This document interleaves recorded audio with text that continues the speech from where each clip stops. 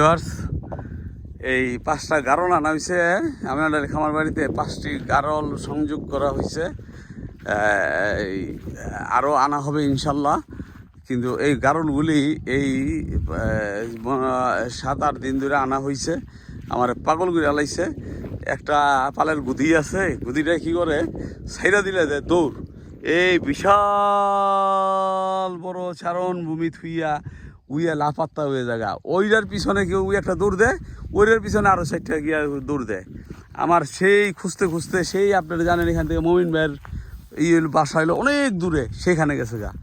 ওই নাজিম সর্দার হ্যাঁ আলু খেতের ওদিক গেছে গা। এদিন থেকে প্রায় 1-1.5 কিলোর মতন হইব, এত দূর জায়গা। কারণ আগের যে মালিক উনি আবার এই 2-4-5 মাইল এলাকায় ঘুরে ঘুরে খাওয়াইতো, তো ওই অভ্যাসটাই রয়ে গেছে গা।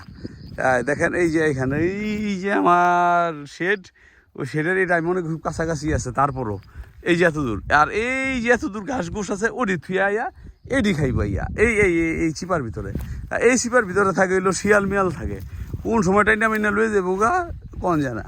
তো 2টা বেটা আছে, 3টা বেটি আছে।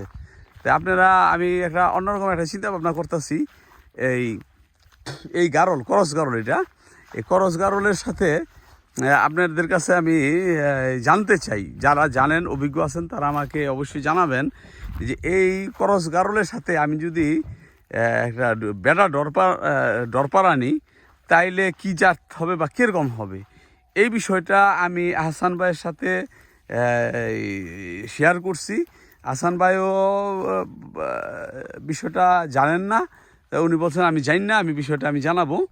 ঠিক আছে, তারপর আপনারা যদি জানেন আমাকে অবশ্যই একটু কমেন্টসে জানাবেন যে এই করস গারলের সাথে এই একটা এই ডরপার বেটা ডরপার, ঠিক আছে, তো হইলে কীরকম হবে, মানে আপনারা এটাকে কেমন দেখেন, আমি এরকম ভাবছিলাম। ঠিক আছে, তা আপনারা এই বিষয়টা আমাকে অবশ্যই জানাবেন যে এইটা। তো এই আমি 5টা গারল আনছি। এখানে 3টা আছে ফিমেল আর 2টা আছে মেল, 2টা মেল আছে। এই হইলো আমার গারল। আমি নিচ্ছি এগুলো আনছিল শরীয়তপুর থেকে, শরীয়তপুর নাওডোবা থেকে এগুলি নিয়ে আসছি এই গারলগুলো।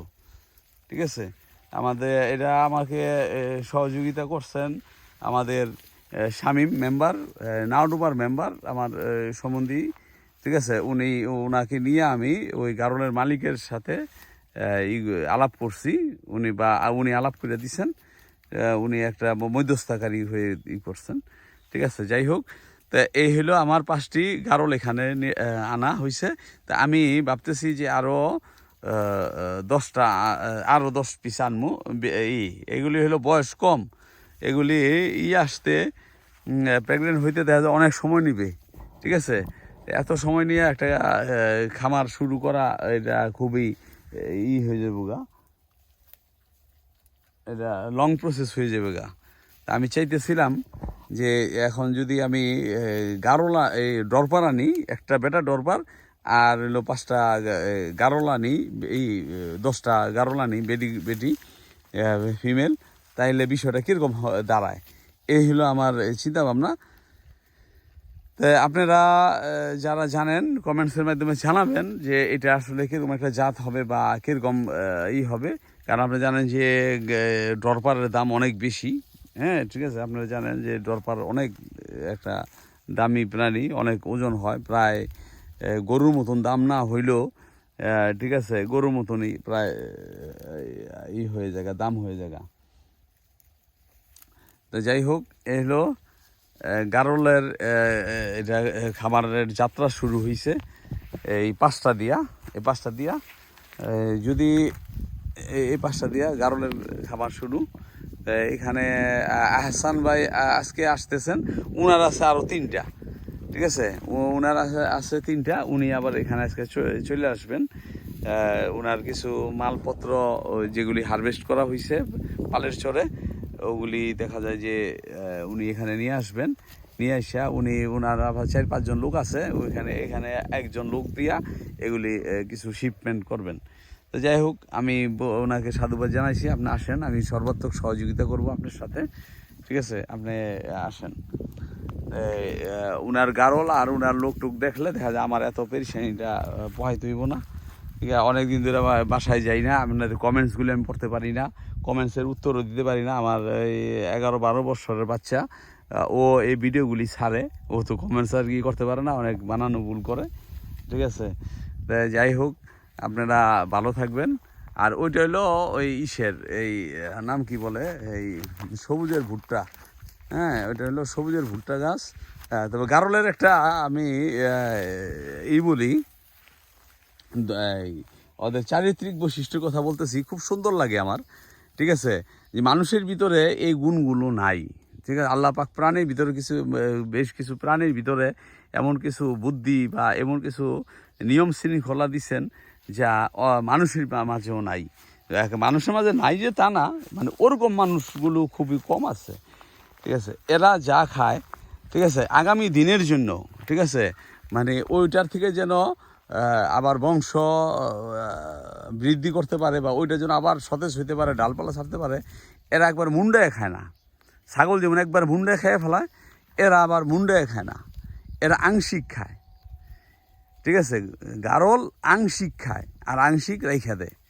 এবং আরেক গারল যদি দেখে যে এইটা থেকে খাওয়া হয়েছে, সে আংশিক রাখছে, ওটা ও বাকি অংশটাও খাবে না। আমি দেখলাম এই জিনিসটা, যে আমার এই কথাটা আপনারা যারা জানেন তারাও কমেন্টসে জানাবেন, যে আমি এই জিনিসগুলি দেখলাম যে এরা খায়, ঠিক আছে, একটা জিনিসের অর্ধেকটা খাবে আর অর্ধেকটা রেখে দিবে। আরেক গারল গিয়া যদি দেখে যে এখান থেকে অর্ধেকটা খাইছে, ওই বাকি অংশটার ভিতরে সে মুখ দিবে না। খুব চমৎকার। আর এরা পরস্পর মিল্লামিশা চলে, একসাথে দলবদ্ধ হয়ে চলে। একটু ভেড়ারা চলে, কিন্তু ভেড়ারা এদিক ওদিক সিটাই বিটায় চলে, কিন্তু এদের দৃষ্টি মুখ একদিকেই থাকে, সকলের একদিকে করে খাইতে খাইতে যায়। তো যাই হোক, ওই কিন্তু ওরা ঘাস খাবে, কিন্তু ওই যে ভুট্টা ক্ষেত, ওই যে ওখানে পাশে দেখেন, ও ভুট্টা খেতে মুখ দিবে না, ভুট্টা খেতে মুখ দেয়। এই যে কিছুক্ষণ আগে যে রফিক ভাই পেঁয়াজ খেতে ঘাস হয়েছে, পেঁয়াজ খেতে গিয়ে ঘাস খাইছে, কিন্তু পেঁয়াজ ফুল খায় নাই, পেঁয়াজের পাতা খায় নাই, ঠিক আছে? এদের চরিত্রগুলি আল্লাহ পাক আলাদা বৈশিষ্ট্য দিছেন, খুব গুণবাচক এগুলো। ভালো থাকবেন সবাই, সুস্থ থাকবেন। আসসালামু আলাইকুম।